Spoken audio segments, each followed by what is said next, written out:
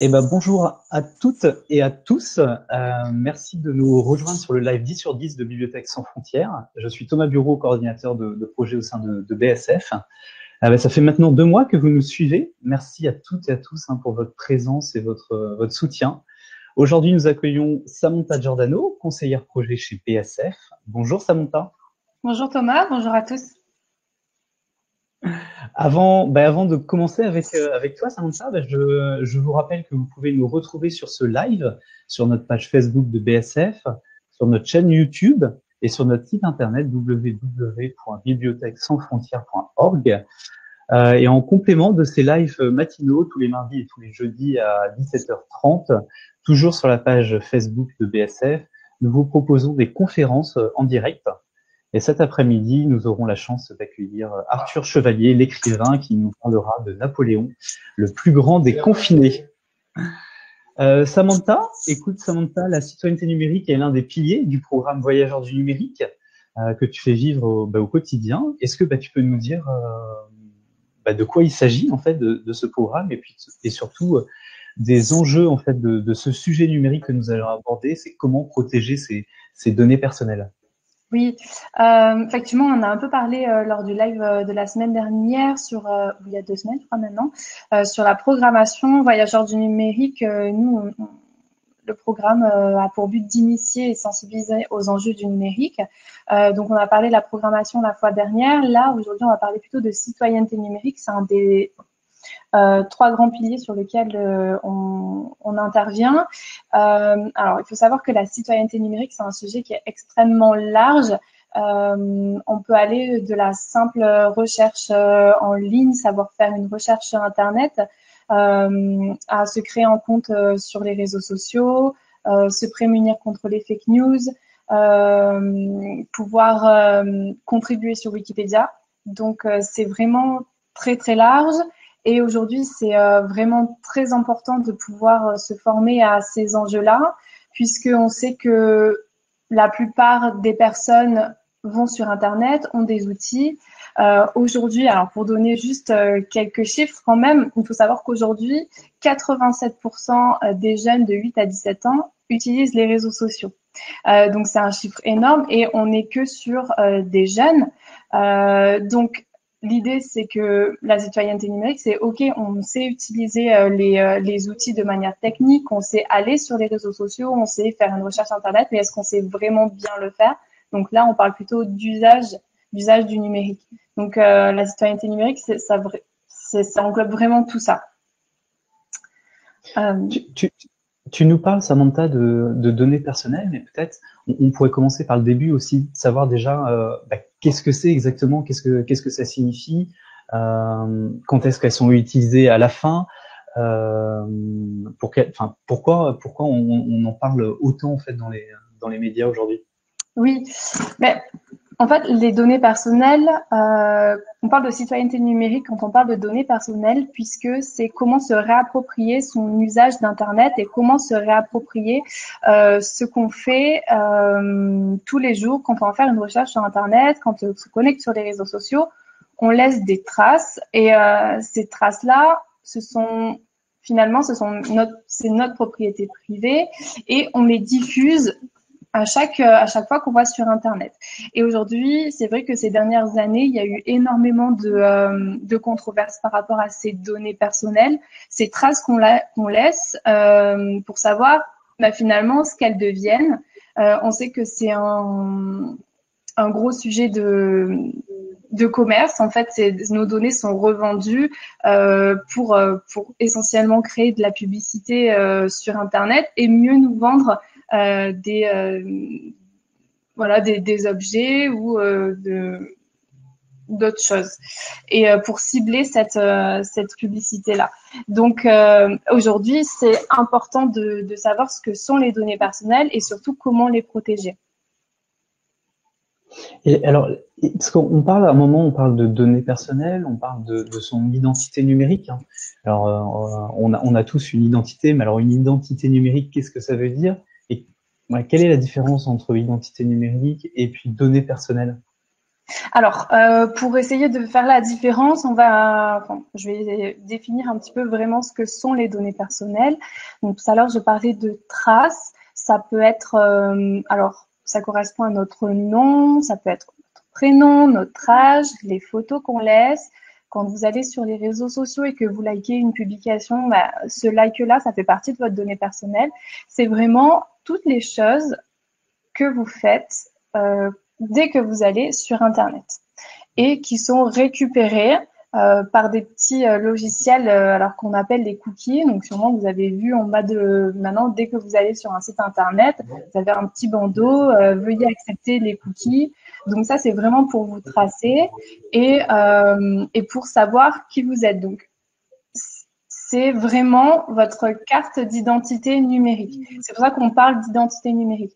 En fait, l'identité numérique est construite des données personnelles, donc des traces que vous laissez dès lors que vous naviguez sur Internet. Au niveau des données, alors il y a deux types de données. En fait, il faut bien faire la différence. Il y a les données personnelles publiques et les données personnelles privées. Donc les données personnelles publiques, c'est vraiment tout ce qui est visible de la part d'un autre internaute.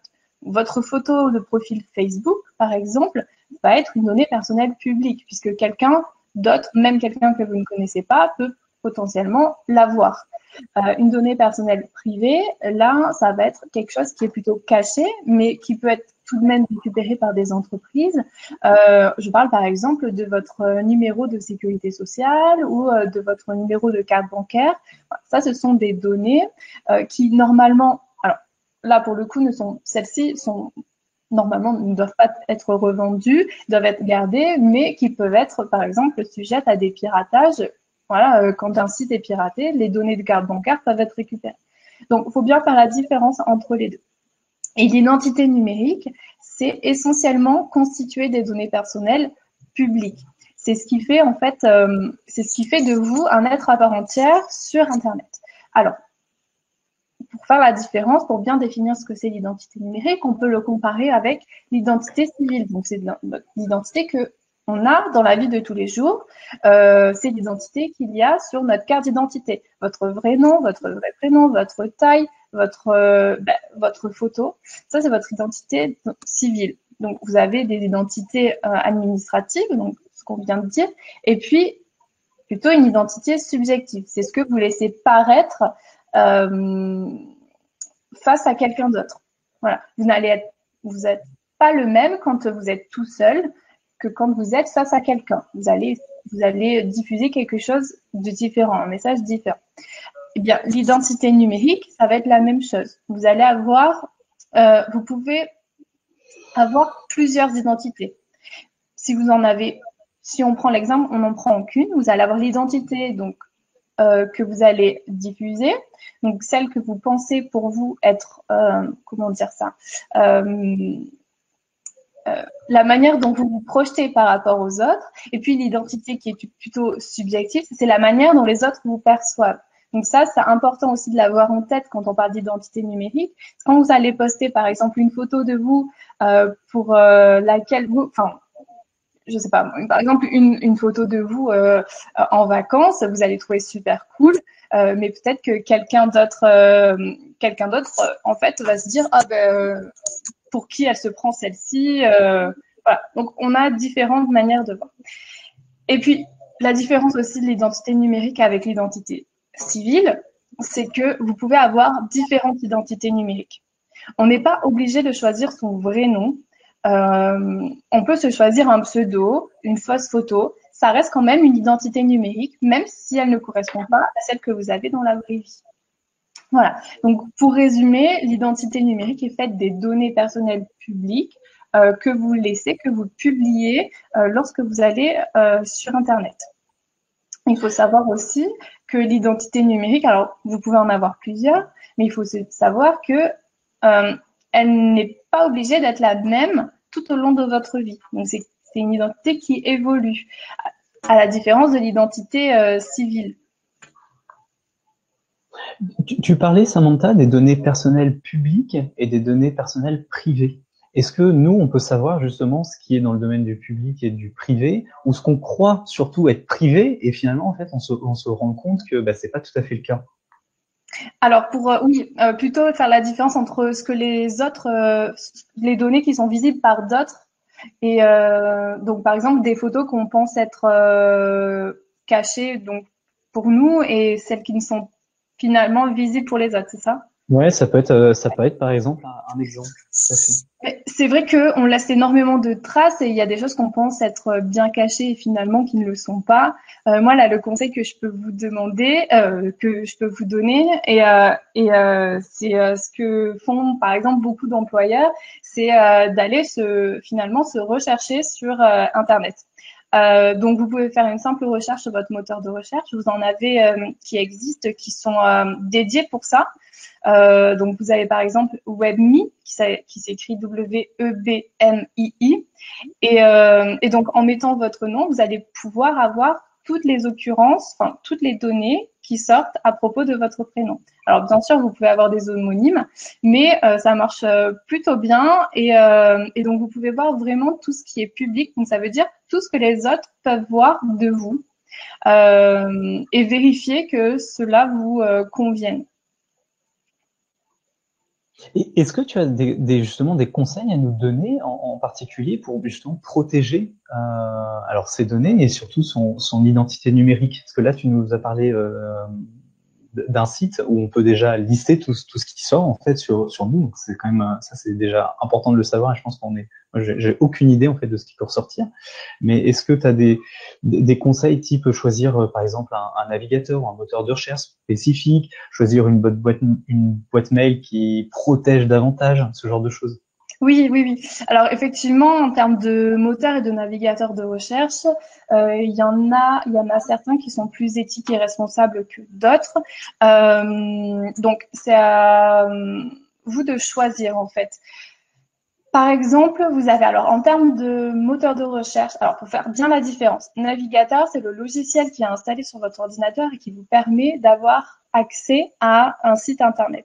Enfin, à une navigation sur Internet. Donc, ça va être par exemple Google Chrome, ça peut être Mozilla Firefox, ça peut être Safari. Et le moteur de recherche, c'est un site Internet sur lequel vous allez faire une recherche Internet qui va vous emmener sur d'autres sites Internet. Donc là, on parle par exemple toujours de Google, de Yahoo, de Bing, vous avez Ecosia, Lilo, donc vous en avez plein. À partir de ça, vous pouvez choisir certains qui sont beaucoup plus responsables.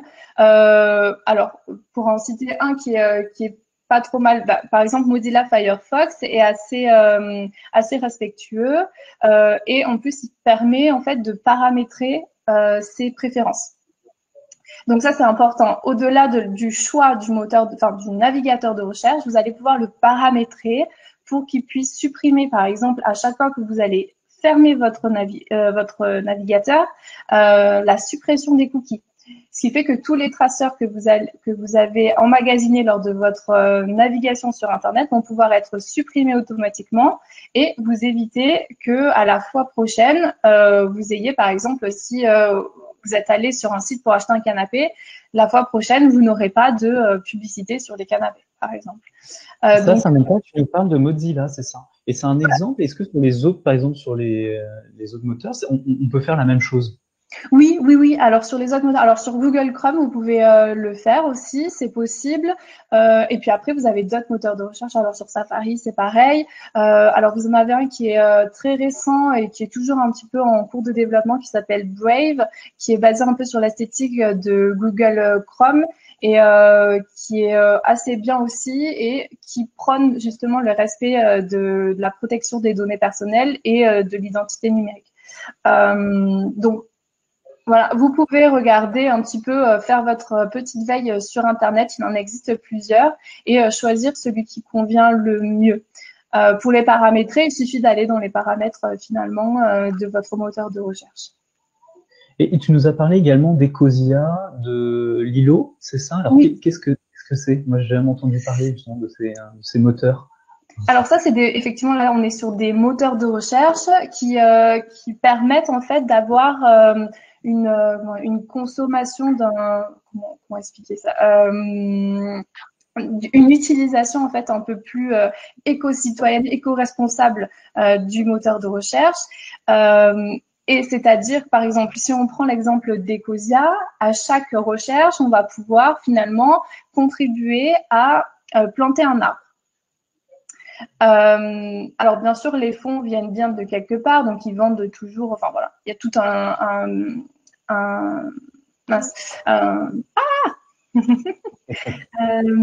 un système économique derrière qui permet de faire ça, mais en revanche, ils s'engagent à respecter aussi la vie privée. Donc là, c'est pareil, il faut aussi choisir celui qu'on préfère. Bien sûr, il n'y a pas d'obligation à en choisir un plus que l'autre. C'est vraiment selon ce qu'on a envie de faire et si on a envie d'avoir voilà une utilisation un peu plus éco-responsable d'Internet. Donc, ça passe par ça. Et puis ensuite, si on veut aller un peu plus loin, parce que là, c'est vraiment la base pour protéger ces données. Après, c'est des petits gestes qu'on peut avoir au quotidien. On sait que beaucoup d'entre nous ont des comptes sur les réseaux sociaux. La première chose à faire, c'est bien évidemment de restreindre l'accès à ces comptes. Donc ça, c'est essentiellement. Alors, c'est pas forcément pour protéger ces données qui vont être revendues par les réseaux sociaux, mais c'est plutôt se protéger vis-à-vis des autres pour éviter qu'on ait, par exemple, des cas d'usurpation d'identité. Donc, ça peut être ça.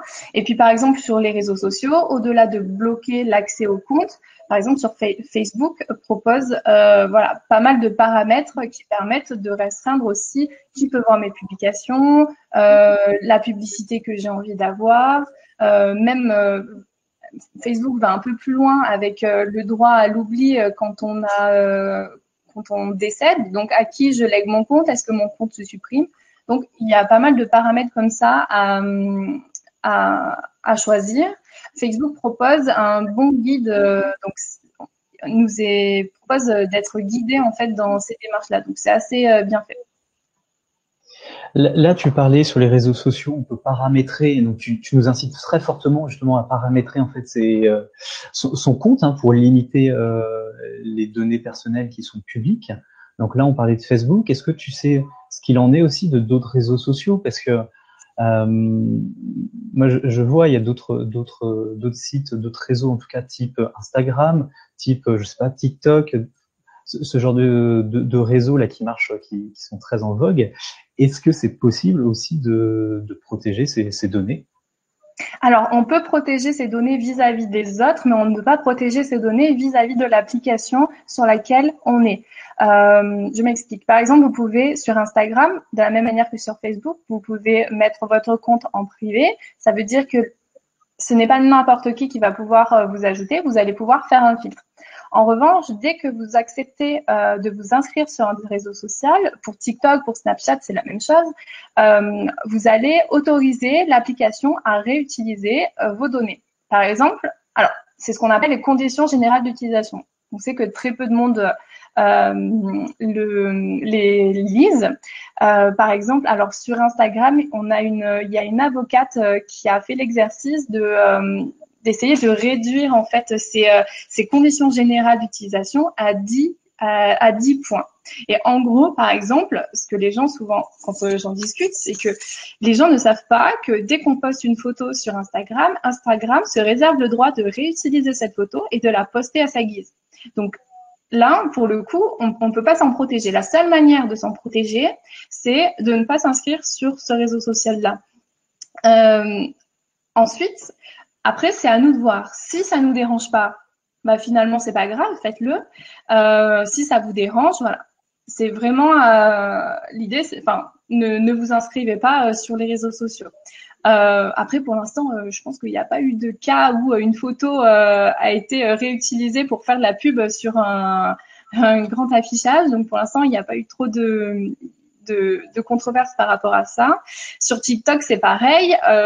En fait, il y a derrière toutes ces applications, il y a aussi des algorithmes qui récupèrent des données.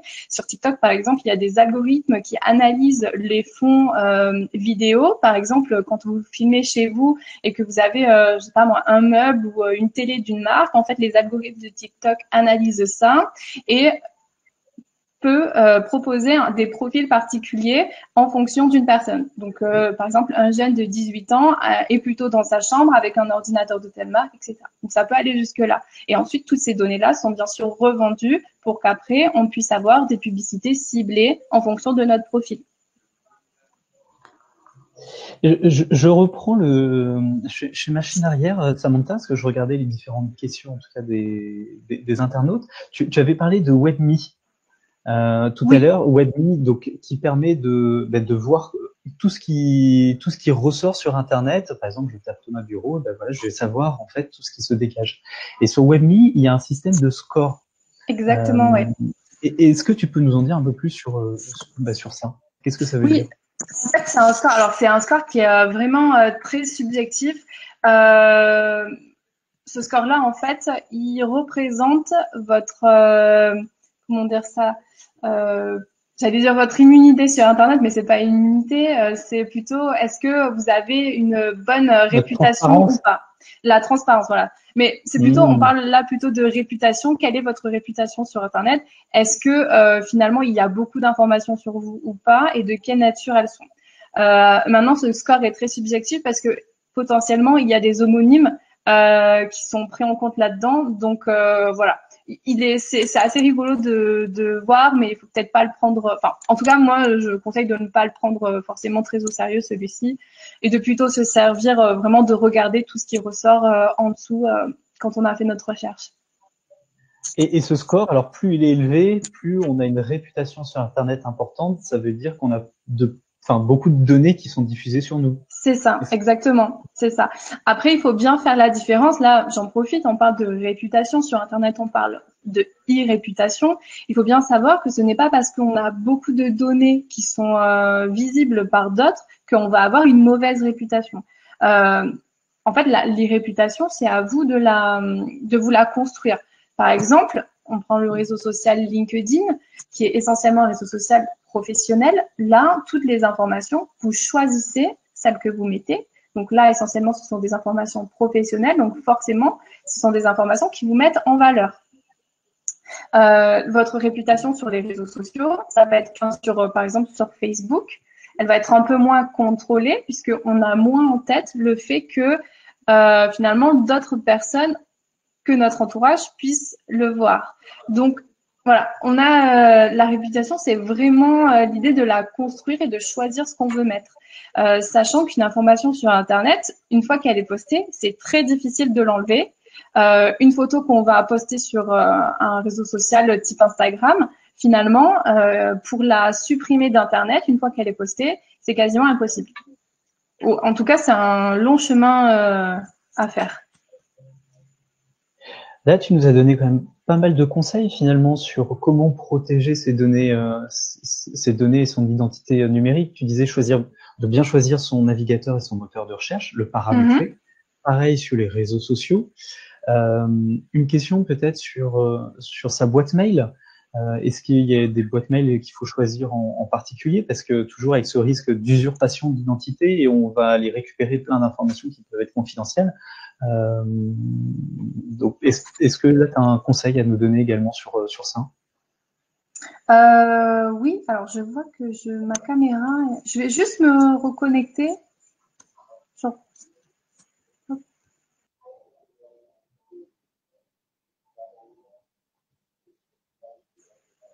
Ouais, c'est bien mieux. Oui, du coup, pour répondre à ta question sur les boîtes mail. Alors, déjà, la première chose pour éviter l'usurpation d'identité et le vol des données, c'est de bien choisir son mot de passe. Premier conseil.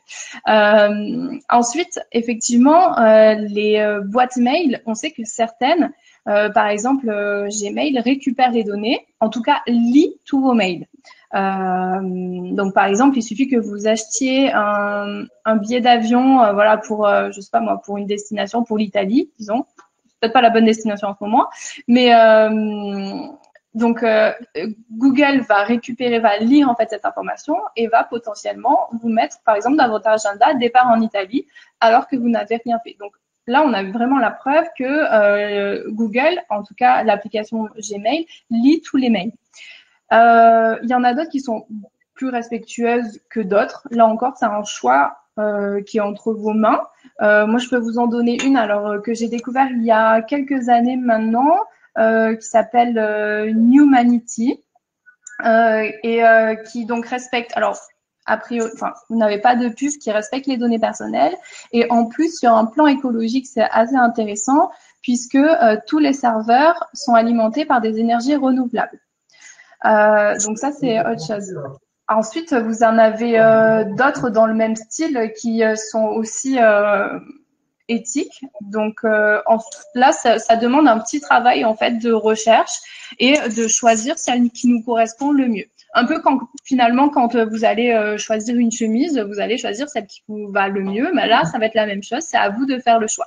Si vous estimez que finalement, vous préférez utiliser Google ou une autre application de messagerie, et que finalement vous décidez que ça ne vous dérange pas, c'est pas grave, gardez celle-ci. Si vous estimez que vous souhaitez faire un geste plus éco-responsable, plus éthique pour protéger vos données, c'est à vous de faire du coup cette démarche-là.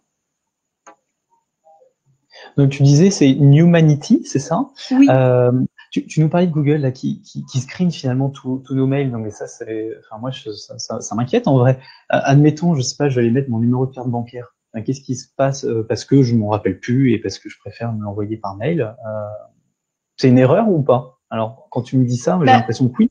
Je pense que c'est pas forcément une erreur vis-à-vis de Google, c'est une erreur dans le sens où on n'est pas à l'abri aussi d'être piraté. Donc moi je conseillerais que les données sensibles comme les données de carte bancaire, forcément elles ne sont pas écrites quelque part et encore moins sur quelque chose, sur une application qui peut être piratée par quelqu'un qu'on ne connaît pas. Voilà. Après, les données personnelles, donc privées, tout ce qui est numéro de sécu, numéro de carte bleue, elles ne sont pas revendues. C'est essentiellement celles qui permettent de nous définir en tant qu'individu particulier par rapport à nos goûts, par rapport à nos habitudes. En fait, c'est celles-ci qui sont intéressantes pour les entreprises parce que c'est celles-ci qui vont leur permettre de nous cibler et de nous vendre un produit en particulier. Voilà. Peut-être toujours sur ce même sujet, Samantha, j'ai entendu de plus en plus parler. Il y a des débats là avec la situation actuelle. Hein, on est énormément à travailler à distance. On utilise des logiciels ou des applications de visioconférence. Alors il y a celle-ci, il y a peut-être WhatsApp, il y a Skype, il y a Zoom, et peut-être un focus sur justement Zoom parce qu'il y a eu beaucoup de débats en fait qui ont été beaucoup de choses qui ont été dites sur qui récupéraient nos données personnelles et qui pouvaient après soit les revendre ou en faire des choses encore plus, enfin aller encore plus loin. Oui. Est-ce que tu confirmes ça et quels sont tes conseils aussi sur des logiciels, applications de visioconférence? Alors, c'est vrai que sur Zoom, il y a eu énormément de débats et de controverses par rapport à ça. Je ne sais pas dans quelle mesure elles sont vraies, si ce n'est que des rumeurs ou pas. Donc là, je veux pas trop m'avancer. En ce qui concerne WhatsApp, là, pour le coup, c'est une application qui appartient à Facebook. Donc, c'est quasiment sûr que les données sont conservées. De la même manière, par exemple, que Snapchat. Là où on pense que tout est éphémère, finalement tout est gardé par des serveurs, puisque la photo que vous allez envoyer, même si elle dure une demi-seconde, elle va transiter par des bases de données et des serveurs qui vont renvoyer à la personne à qui vous avez envoyé votre photo. Donc dès l'instant où elle passe dans le serveur, elle est enregistrée. Donc dans tous les cas, c'est récupéré. Après, pour les j'avoue que je ne sais pas trop pour le coup quelles sont les applications de visioconférence qui sont mieux que d'autres en termes de données personnelles. Je pense que c'est un sujet qui est assez nouveau, étant donné en plus la conjoncture actuelle. Après, en termes c'est vrai qu'il en existe énormément, plutôt des privés, des publics. En ce moment, on parle beaucoup de Teams aussi avec Microsoft. Et là, pour le coup, je ne sais pas du tout dans quelle mesure les données sont récupérées. En tout cas, je pense qu'elles le sont, mais c'est surtout la question à se poser, c'est dans quelle mesure elles sont revendues. Oui. Alors là, tu nous racontes, enfin moi, quand je t'écoute, c'est assez anxiogène finalement parce que tout ce que je fais sur Internet, j'ai l'impression que c'est redonné dans l'espace public et que tout va être réutilisé d'une manière ou d'une autre. Soit c'est pour usurper mon identité, soit c'est pour revendre des données personnelles à mon insu. Enfin, la question finalement, c'est qu'est-ce que je dois faire déjà? Alors, à titre personnel, comment je peux faire, par exemple, pour supprimer mes données personnelles? Oui. Admettons des choses très lambda, j'ai une photo, je veux la supprimer. Alors, je pense que même avant ça, la question à se poser, c'est est-ce que ça nous dérange ou pas? Parce que la réponse peut être non. Personnellement, je le sais, il y a des choses que finalement, tant pis, ils récupèrent mon nom, mon prénom, ce que j'aime manger, c'est pas grave. J'estime que ce n'est pas grave, donc je me protège pas plus que ça. Je fais les choses de base, mais ça va pas plus loin. Donc ça peut être une réponse aussi, et finalement c'est pas grave puisque ça nous impacte, si on peut dire, ça nous impacte pas directement.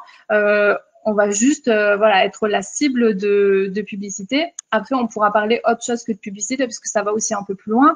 Mais voilà, si ça nous dérange pas, c'est pas grave. Maintenant, par exemple, si on a posté quelque chose ou même quelqu'un poste une photo de nous, vous êtes en soirée avec des amis, quelqu'un poste une photo de vous sur les réseaux sociaux, vous n'avez pas envie d'y être, vous avez le droit de demander à cet ami de supprimer cette photo.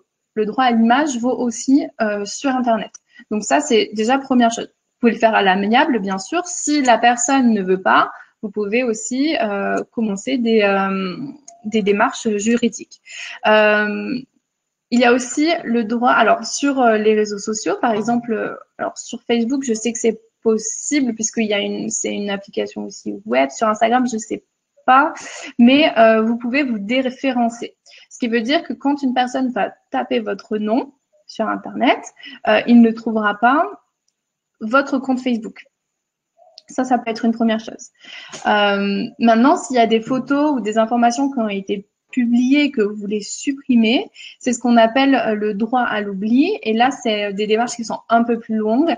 Il faut faire la demande aux entités qui détiennent les informations. Par exemple, une photo d'Instagram, il faut faire la demande à Instagram pour que celle-ci soit supprimée vraiment des bases de données et d'Internet. Et donc là, ça prend plusieurs mois.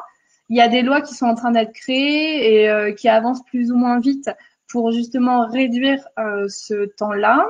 Et puis après, si on va aller aussi un peu plus loin, il y a tout ce qui est autour des messages haineux.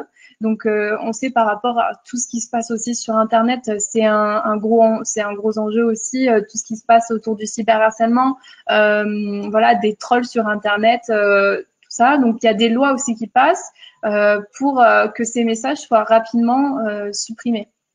Là où ça ne l'était pas forcément avant, puisque les sites Internet, les réseaux sociaux se dédouanaient finalement de leur responsabilité. Donc, vu que ce n'était pas leur faute à eux, ils estimaient que c'était pas à eux de supprimer le message. Enfin voilà, il y a eu tous des débats autour de ça. Tu parlais, c'est intéressant, tu parlais du droit à l'oubli, où c'est des démarches qui peuvent prendre en tout cas des mois et des mois. Je ne sais pas si tu as vu un documentaire qui s'appelle The Great Act, documentaire qui parle du scandale de Cambridge Analytica. Ouais. Est-ce que tu pourrais nous en dire peut-être quelques mots sur ce scandale Cambridge Analytica qui concernait directement Facebook et toutes les données qui récupéraient sur les utilisateurs et qu'est-ce qu'ils en ont fait après en fait pour peut-être montrer la force en fait que ça peut avoir de ces données personnelles. Oui, encore une fois, on a l'impression que les données personnelles, elles nous impactent pas directement quand elles sont réutilisées. Je parlais de la publicité parce que c'est essentiellement ce qu'on voit en direct, mais ça peut aller beaucoup plus loin. Ça peut être aussi tout ce qu'on parle, autour de la manipulation de l'opinion publique, et essentiellement autour de la politique. Et ce scandale-là, donc de Cambridge Analytica, porte justement sur ça. Donc c'était donc en 2000. L'élection de Donald Trump, c'était en 2016-2017. Je sais plus, c'est trop loin. Bref. Donc en fait, Facebook a travaillé avec Cambridge Analytica pour récupérer les données de tous les internautes et de dresser des profils politique en fonction de chacun. Ces données, après, ont été utilisées dans la campagne d'élection américaine, donc les dernières, et notamment dans l'élection de Donald Trump, où là, justement, en fait, les équipes de Donald Trump, à partir de ces données-là, ont construit des centaines de vidéos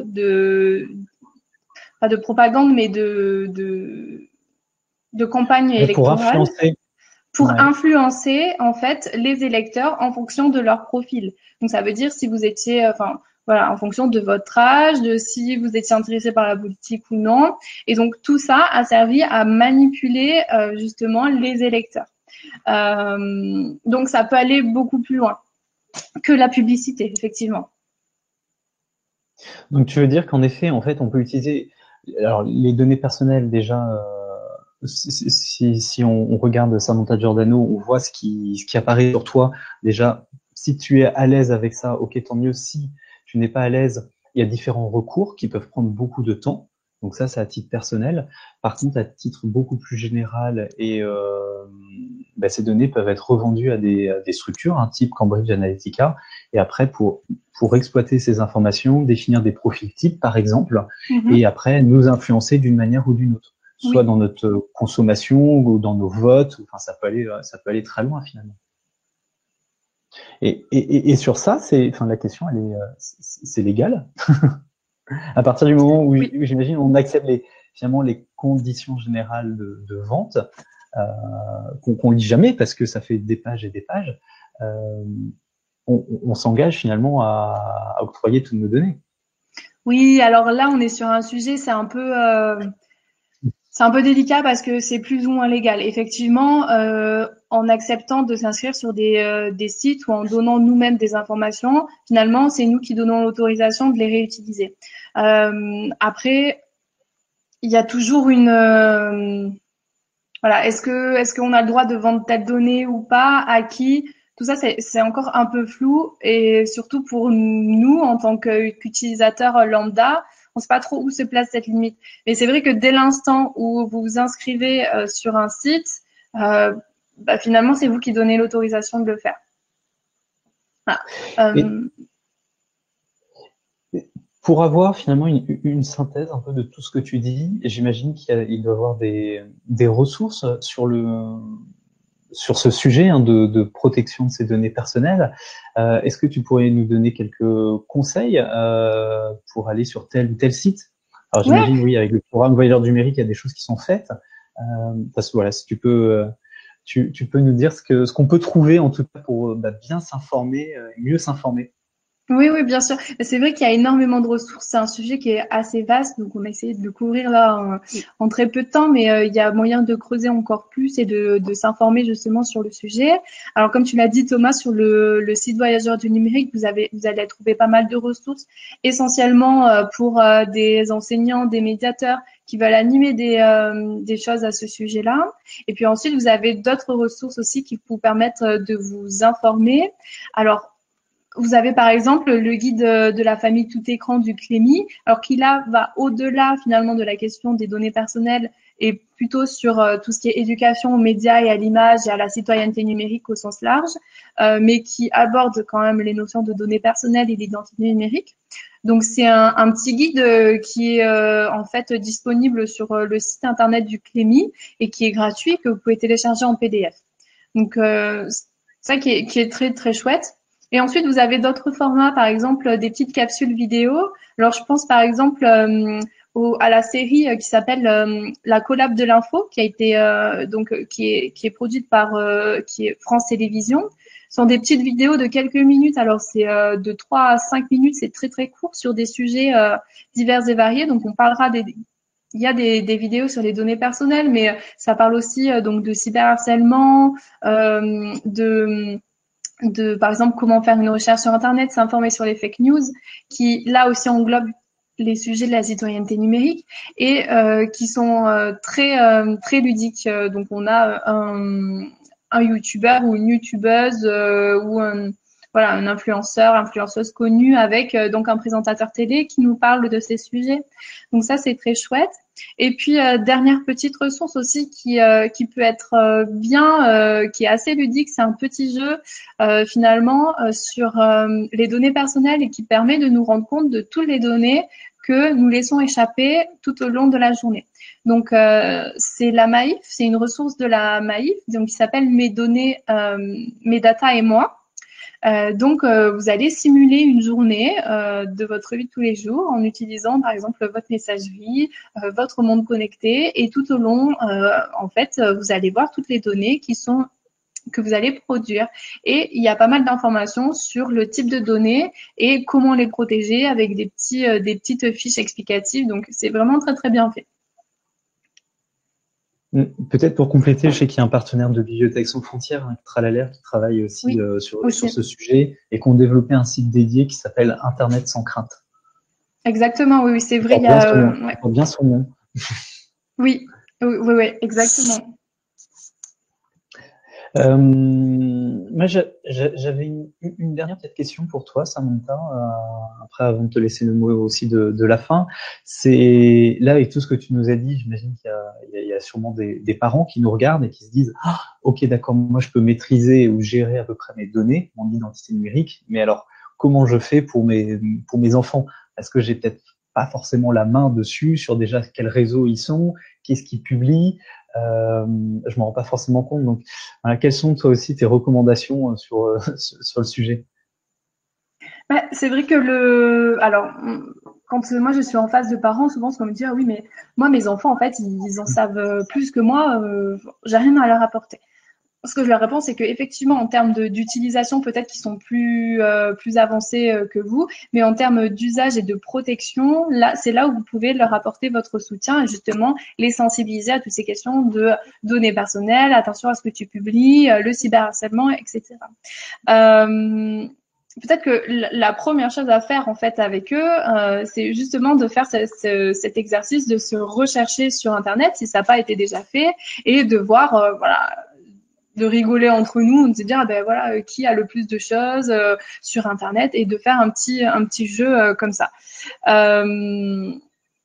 Ça peut être tout simplement ça, ou justement utiliser donc le petit jeu mes data et moi, des petits, voilà, c'est juste vraiment les sensibiliser à ça.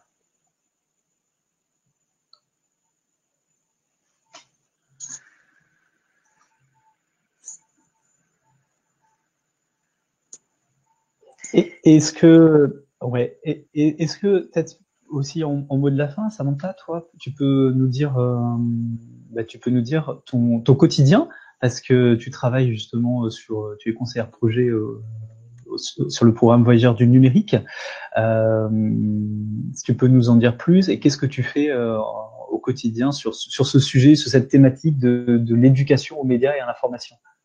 Alors, par rapport aux ateliers ou plutôt par rapport à moi personnellement? Par rapport à ce que tu peux proposer à travers tes ateliers, tes formations, tu nous as parlé aussi du site Voyageurs du numérique où il y a plein de ressources finalement qui sont plutôt ludiques, pédagogiques, qui abordent déjà cette notion. C'est un peu tout ce qu'on s'est dit finalement aujourd'hui. Moi, enfin, ma mission en fait, c'est vraiment de sensibiliser à ces enjeux-là, que tout le monde puisse être au courant, sans forcément avoir peur, puisque c'est pas le but. Et finalement, on n'est pas non plus en danger, mais c'est vraiment avoir conscience de tout ce qui se cache derrière ces sujets et de pouvoir faire des choix en tant que citoyen numérique éclairé et de pouvoir se protéger comme on peut. Voilà, et de pouvoir essayer d'offrir les mêmes chances à chacun. Donc ça passe à la fois par des ateliers, donc soit j'interviens en direct, donc en faisant des ateliers, par exemple dans une médiathèque à destination des publics de cette médiathèque-là qui veulent s'informer sur le sujet-là. Donc ça passe par des petits ateliers un peu assez ludique, ou alors vraiment de la formation aux professionnels de médiation, de l'enseignement, qui eux justement veulent éclairer sur le sujet et pouvoir proposer par la suite par eux-mêmes des ateliers pour leur public. Tout ça, Samantha, c'est des activités que toi tu proposes en France. Est-ce que c'est des choses que le programme Voyageurs du numérique propose aussi à l'international? Alors oui oui, alors on a essentiellement, alors c'est vrai qu'on a des activités donc en France et puis on a aussi une équipe en Belgique qui s'occupe de ça et qui propose des ateliers aussi dans les écoles avec un programme qui s'appelle donc les cyber-héros et qui propose justement d'initier à tous ces sujets-là. Donc voilà, en France et en Belgique. D'accord. Et donc on a aussi et plus à l'international encore, on a un projet qui est en cours qui s'appelle donc Digital Travelers et qui a pour but aussi pareil au niveau européen de proposer ces activités-là, de former des professionnels de la médiation ou des bénévoles qui ont envie de faire des ateliers sur ces sujets-là. Bah écoute, merci beaucoup, Samantha. Je sais pas si tu veux dire, je te laisse le mot de la fin, si tu veux faire une conclusion, finalement, de retenir ça sur ces 45 minutes qu'on a passées ensemble, sur un sujet important, hein, finalement, la protection de ces données personnelles. Euh, Qu'est-ce que tu peux nous dire en dernier conseil? Le dernier conseil que je peux donner, c'est ne pas non plus, ne pas avoir peur. Finalement, là, le but de cette petite intervention, c'était vraiment, comme tu disais tout à l'heure, de pouvoir vous donner des billes et vous expliquer un petit peu ce qui se passe. N'ayez pas peur, essayez de vous renseigner. C'est pas quelque chose qui va vous impacter non plus directement, mais faites attention quand même à ce que vous postez sur les réseaux sociaux, sur Internet, puisque voilà, on sait que le web a une hypermnésie, donc il a très grande facilité à se souvenir des choses que l'on poste. Donc voilà, juste essayez de maîtriser en fait votre image, sachant que tout le monde, ou du moins pas mal de monde, peut le voir. Et ensuite, pour ce qui est la revente, tout ce qui touche à la revente, l'utilisation des données personnelles par les entreprises. L'objectif, c'est pas de se restreindre, voilà, c'est se poser la question à soi-même, est-ce que finalement ça me pose un souci ou pas? Et la réponse peut très bien être non. Voilà, tout simplement. Eh ben, un grand merci, en tout cas, Samantha, pour ton intervention, pour nous avoir éclairé sur ce sujet.